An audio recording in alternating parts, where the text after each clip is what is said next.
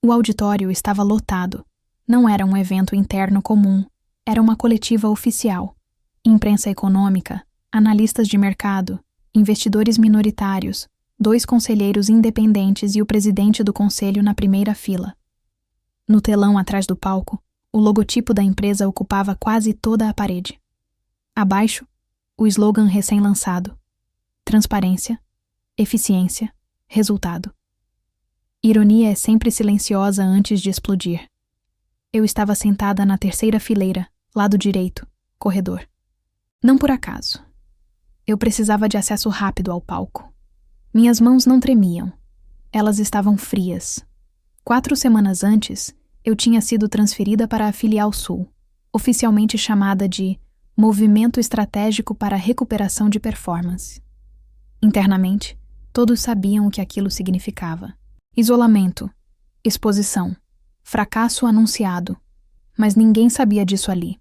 No palco, ele ajustava o microfone com a segurança de quem controla a narrativa.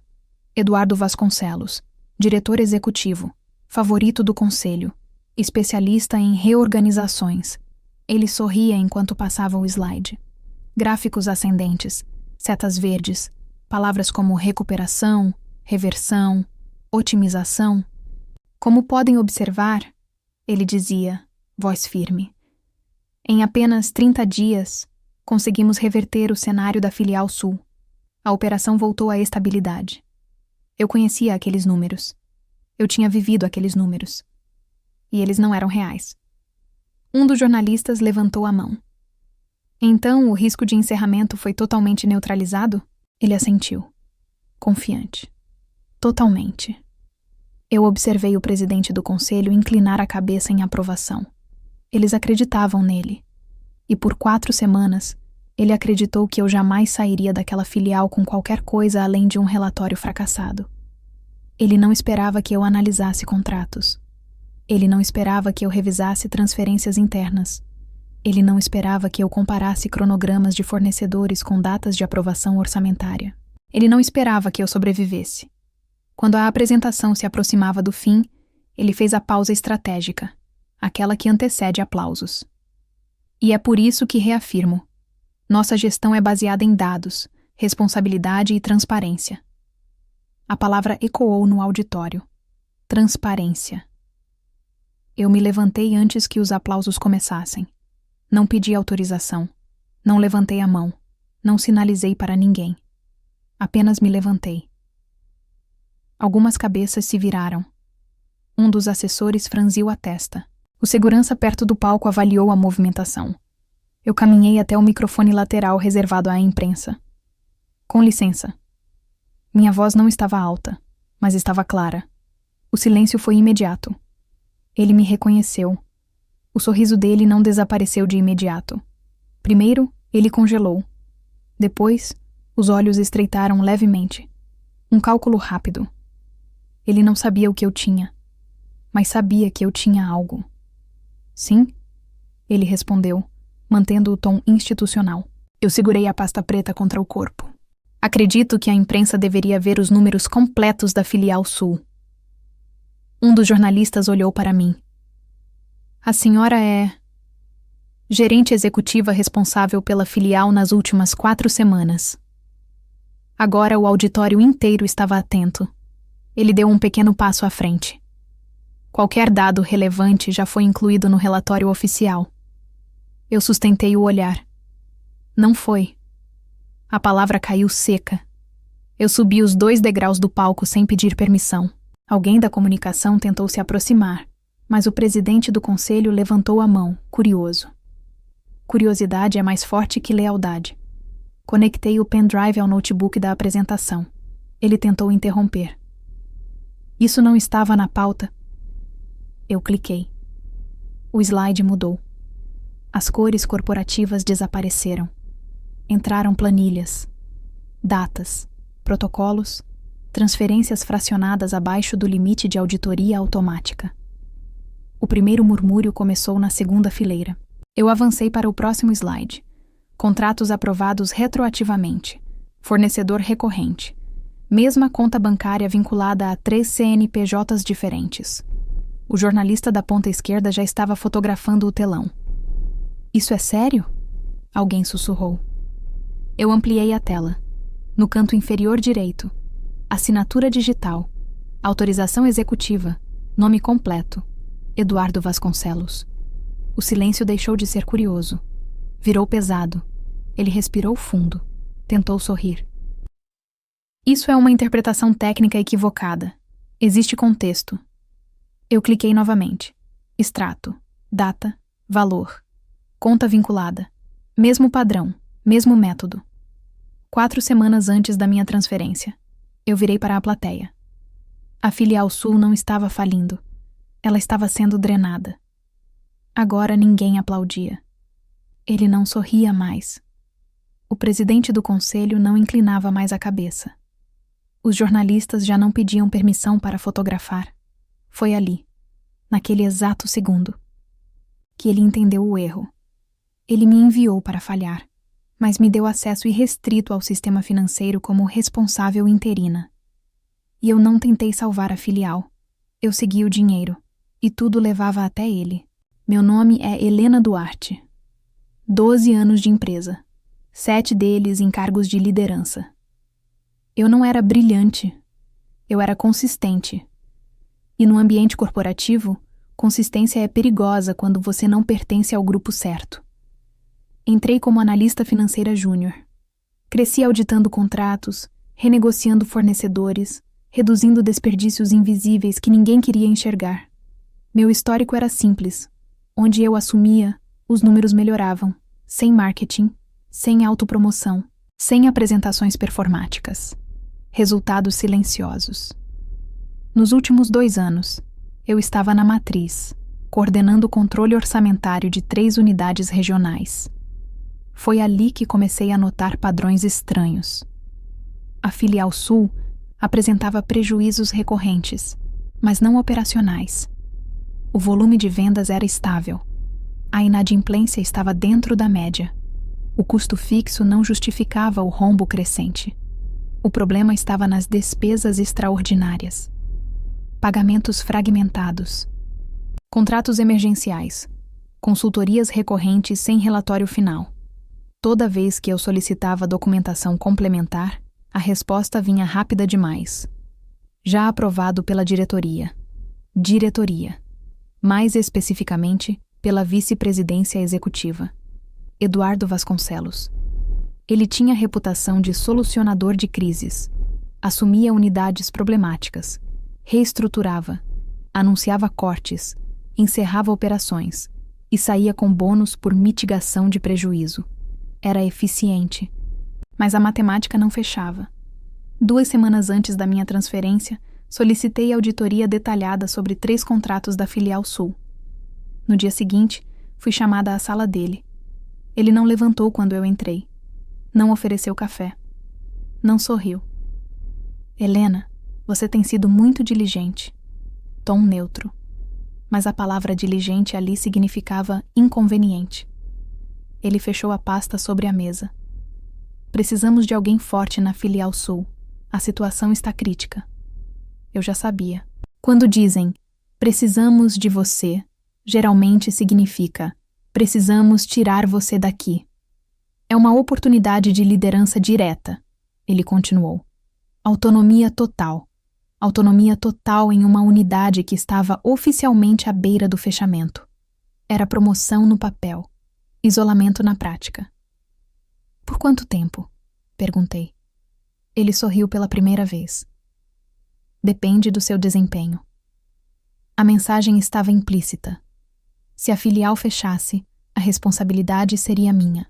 Se sobrevivesse, o mérito seria da diretoria. Clássico. Eu aceitei. Não por ingenuidade, mas porque, naquele momento, 2 coisas ficaram claras. Ele precisava que eu saísse da matriz. Ele tinha pressa. E pressa raramente acompanha gestão limpa. Na semana seguinte, meu acesso foi ampliado para gestão integral temporária, financeiro, contratos, autorizações pendentes. Um erro estratégico da parte dele, ou excesso de confiança. Quando cheguei à filial Sul, encontrei uma equipe desmotivada. Rumores de fechamento, Fornecedores pressionando. Funcionários procurando emprego em silêncio. A narrativa oficial era: a operação é inviável. Mas eu não começo analisando o discurso. Eu começo analisando o fluxo. Em 3 dias, identifiquei algo curioso. Os maiores pagamentos não estavam vinculados a fornecedores locais. Eram transferências aprovadas pela matriz, autorizadas diretamente pela vice-presidência executiva. Ele não estava apenas supervisionando. Ele estava movimentando. E o padrão era sofisticado. Valores abaixo do limite que exige auditoria automática. Datas distribuídas em períodos diferentes. CNPJs distintos com contas bancárias vinculadas. Quem fez aquilo sabia como evitar alarmes. E acreditava que ninguém teria tempo de olhar com calma. Ele não contava que eu não estava tentando salvar a filial. Eu estava tentando entender por que ela precisava ser salva. No final da primeira semana, eu já tinha certeza de uma coisa. A filial não estava falindo. Ela estava sendo drenada. E minha transferência não era para recuperar resultados. Era para assumir o prejuízo antes do encerramento. Uma gerente técnica, perfil discreto, sem influência política. O rosto ideal para um fracasso planejado. O que ele não sabia era que, ao me tirar da matriz para silenciar minhas perguntas, ele me colocou exatamente onde o rastro começava. Balpata. Na primeira semana, eu observei. Na segunda, eu comecei a testar. Não confrontei ninguém. Não enviei e-mails alarmistas. Não registrei denúncias formais. Eu precisava entender a arquitetura do problema antes de tocá-lo. Fraudes corporativas raramente são explosivas. Elas são administrativas, quase elegantes. Comecei pelo básico. Fluxo de caixa comparado com execução real de contratos. Havia 3 fornecedores que consumiam quase 38% das despesas extraordinárias da filial. Consultoria logística, serviço de otimização operacional, suporte estratégico emergencial, nomes genéricos, escopos amplos, resultados intangíveis. Primeira verificação, entregáveis. Não existiam relatórios completos, somente sumários executivos. Aprovação final? Vice-presidência executiva. Eduardo. Segunda verificação. Datas. Os contratos eram aprovados sempre 2 ou 3 semanas antes de relatórios trimestrais negativos. Era um padrão. Terceira verificação. Rastreamento bancário. Não era possível acessar contas externas, mas era possível cruzar CNPJs. 3 empresas diferentes. 3 sócios diferentes. Mas o mesmo endereço de correspondência fiscal. Uma sala comercial compartilhada. Na segunda semana, pedi acesso histórico de autorizações anteriores à minha chegada. O sistema registrava o usuário, data, IP interno. As autorizações vinham do login executivo, sempre em horários incomuns, 22h17, 23h42, 0008. Quem trabalha escondido raramente escolhe horário comercial. Mas ainda não era suficiente. Eu precisava de vínculo direto. Foi quando percebi algo mais sofisticado. Os pagamentos nunca ultrapassavam o teto de revisão obrigatória, mas somados mensalmente, ultrapassavam em muito. Fragmentação deliberada. Eu fiz uma simulação. Se aqueles contratos fossem removidos da operação nos últimos 6 meses, a filial não estaria no vermelho, estaria em leve superávit. Foi ali que a hipótese virou certeza. A filial não era incompetente. Ela era fonte. E eu estava no centro da drenagem. Na terceira semana comecei a agir diferente. Não alterei contratos. Não bloqueei pagamentos. Não sinalizei irregularidades. Eu aprovei tudo. Exatamente como ele faria. Mas registrei. Baixei cópias. Salvei logs. Imprimi protocolos. Armazenei fora da rede interna. Se ele estivesse monitorando, precisava ver normalidade. E então veio o primeiro movimento dele. Recebi um e-mail curto. Helena, preciso do relatório final de viabilidade até sexta. O conselho decidirá sobre continuidade.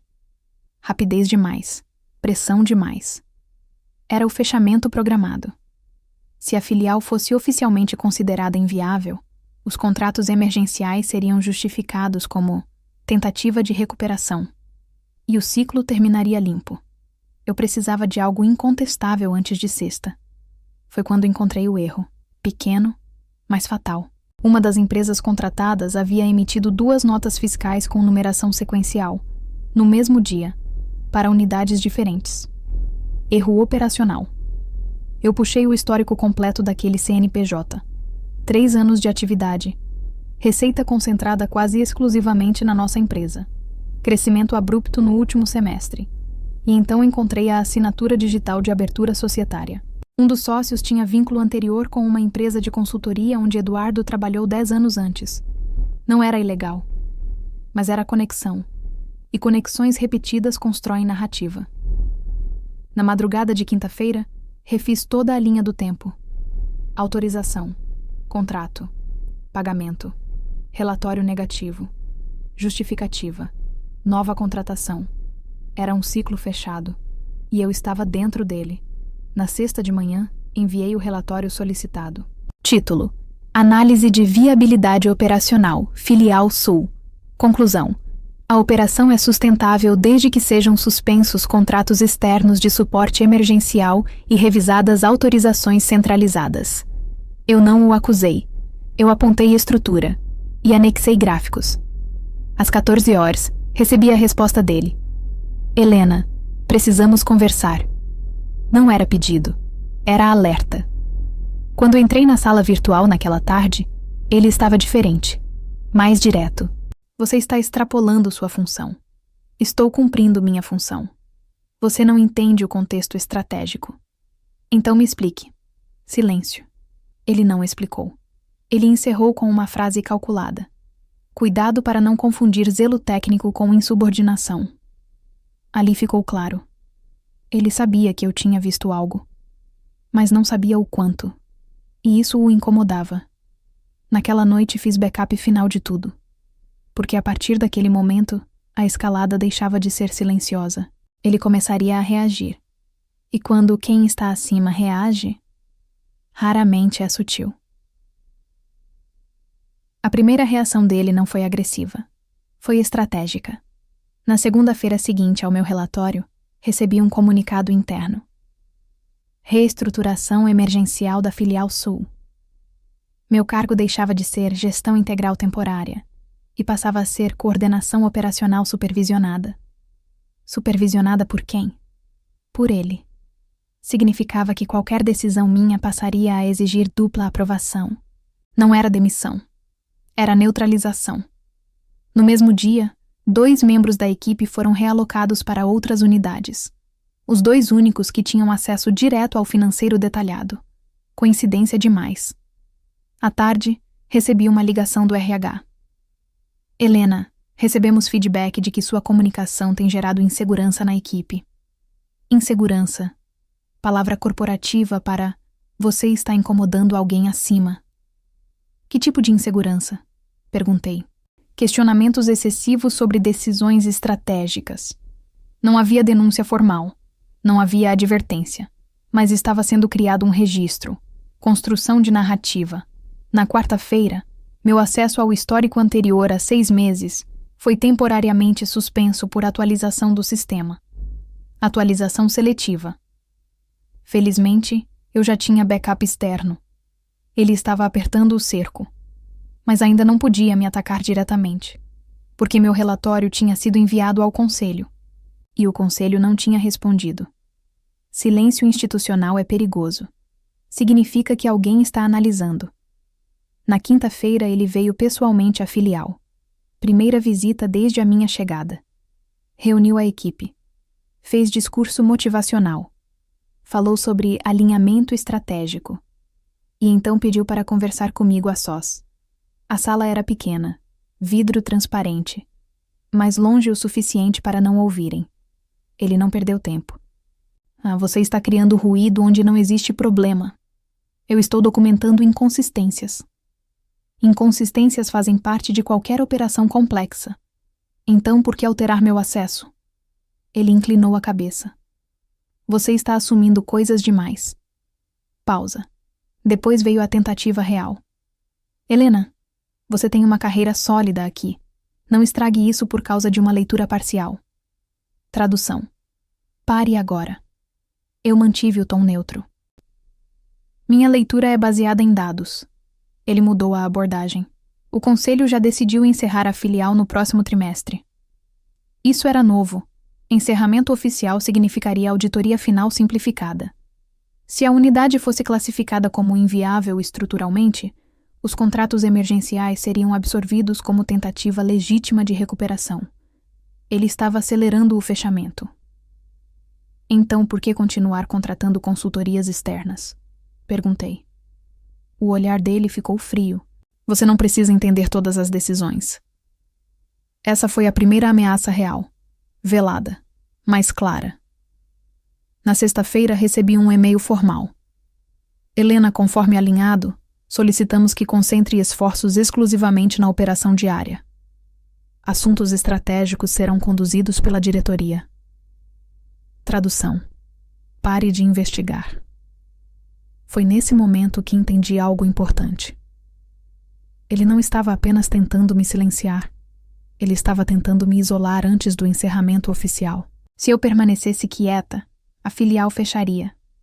O prejuízo seria atribuído à inviabilidade histórica, e minha transferência seria registrada como tentativa frustrada de recuperação. Minha reputação ficaria associada ao fracasso. Sem escândalo, sem denúncia, sem conflito aberto, elegante. Mas ele cometeu um erro. Ao tentar me enfraquecer internamente, ele confirmou que eu estava certa. Quem está limpo não reage assim. Então mudei de estratégia. Se ele estava jogando internamente, eu começaria a pensar externamente. Naquela noite, revisei o calendário. 4 semanas desde minha chegada. 2 semanas até a apresentação trimestral pública. Ele pretendia usar aquele evento para consolidar a narrativa de gestão responsável. E eu já tinha o suficiente para desmontá-la. Mas precisava de algo a mais. Algo impossível de relativizar como erro operacional. E foi quando percebi.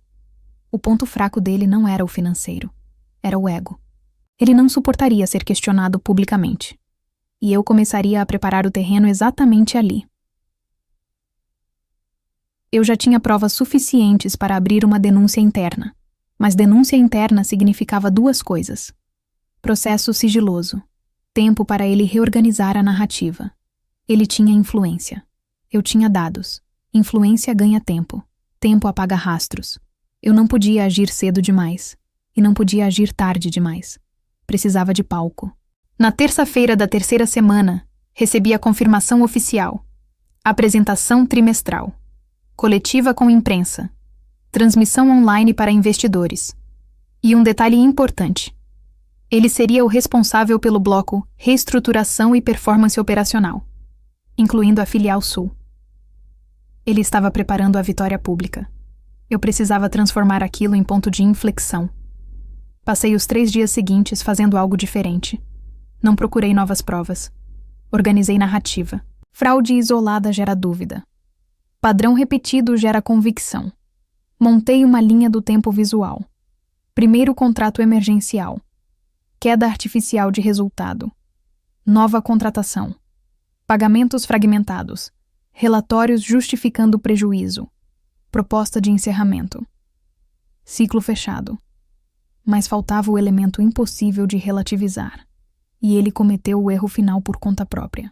Na 4ª semana, autorizou novo pagamento emergencial, mesmo após declarar que o conselho já havia decidido encerrar a filial. Se a unidade estava condenada, por que continuar drenando? Esse pagamento aconteceu 3 dias antes da coletiva. Data, valor, assinatura digital. Eu não precisava mais interpretar nada, só precisava mostrar sequência. Na véspera da apresentação, recebi um e-mail do gabinete executivo. Helena, sua presença na coletiva é opcional. Opcional. Depois de 4 semanas liderando a filial. Ele não queria risco. Isso confirmou meu plano. Se ele estivesse seguro, não tentaria me manter fora do auditório. Naquela noite, fiz 3 coisas.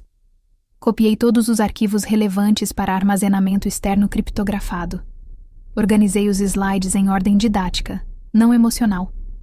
Enviei de forma anônima um dossiê resumido para 2 jornalistas que costumavam cobrir governança corporativa. Não fiz acusação direta. Enviei perguntas estruturadas.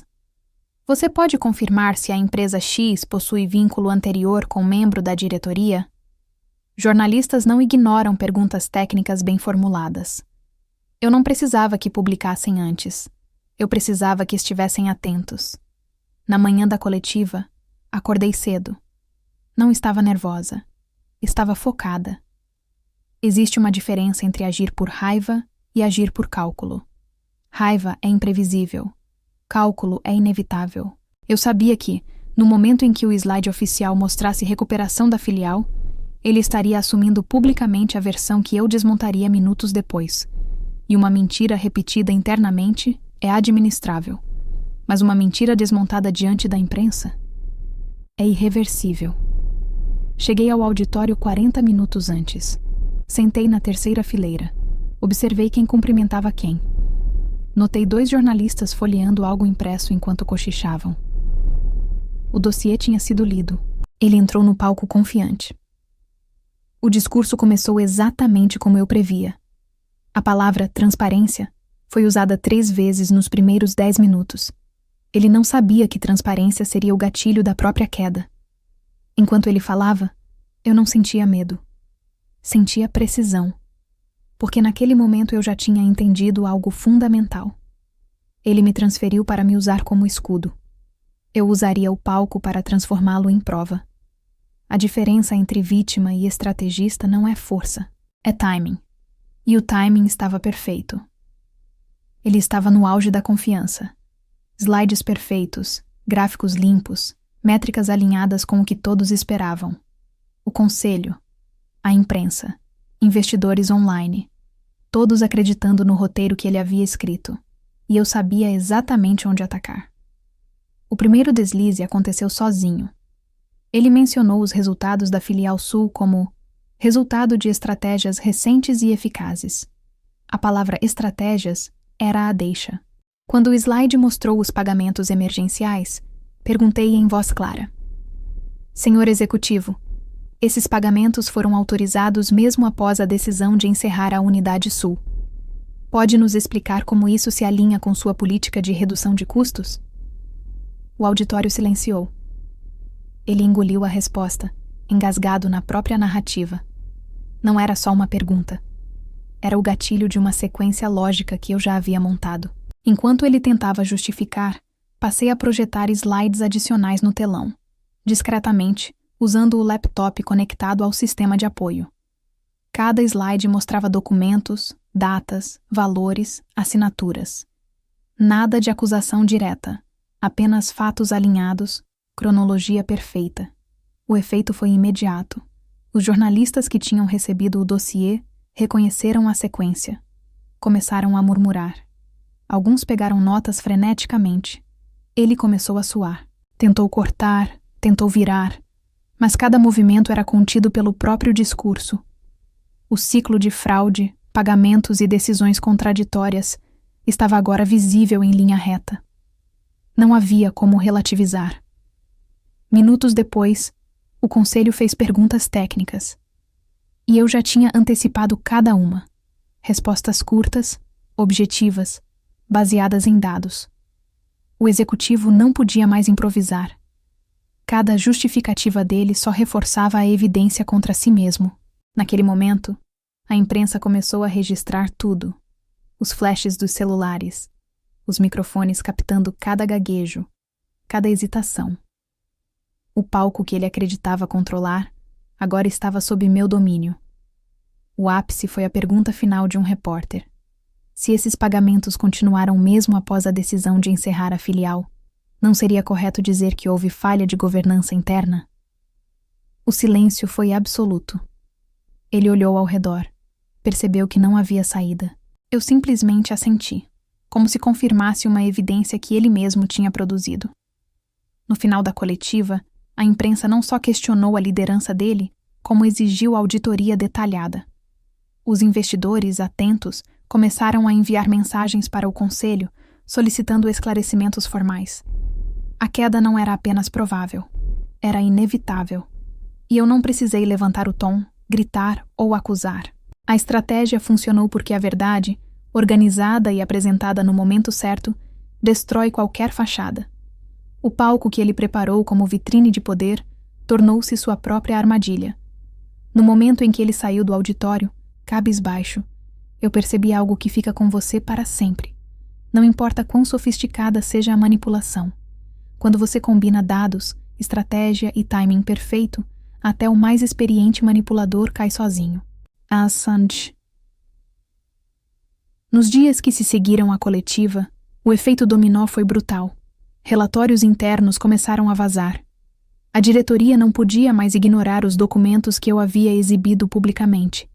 Auditorias independentes confirmaram cada detalhe que projetei. Não havia defesa que resistisse.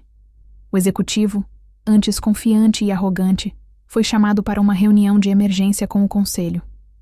Sua saída foi inevitável. Renunciou sob pressão, e a notícia se espalhou em horas. A imprensa repercutiu cada passo da queda, e minha estratégia foi elogiada como exemplo de inteligência e precisão corporativa. Mas a vitória não foi apenas sobre ele. Foi sobre a mensagem que enviei para toda a organização. Competência, ética e preparação podem virar qualquer armadilha contra aqueles que subestimam você. Colegas que duvidaram de mim começaram a me procurar para entender como eu havia feito aquilo. Minha reputação mudou de funcionária promissora para estrategista imbatível. Novos projetos, promoções e oportunidades surgiram quase imediatamente. Em paralelo, os investidores enviaram mensagens de reconhecimento ao conselho, destacando minha postura profissional e visão estratégica. A empresa, antes marcada por fraquezas internas, passou a ser vista sob nova luz. Agora, como um ambiente onde transparência e competência são valorizadas. No meu caso pessoal, a sensação foi indescritível. Não se tratava apenas de vencer um executivo arrogante, mas de provar, para mim mesma e para todos ao redor, que inteligência e planejamento podem transformar obstáculos em vitórias memoráveis. A sensação de justiça misturada com triunfo profissional é algo que permanece para sempre. Ao olhar para trás, cada passo da armadilha, cada documento, cada slide projetado, foi pensado para criar um resultado inevitável. A queda de quem subestimou a verdade e a ascensão de quem a domina.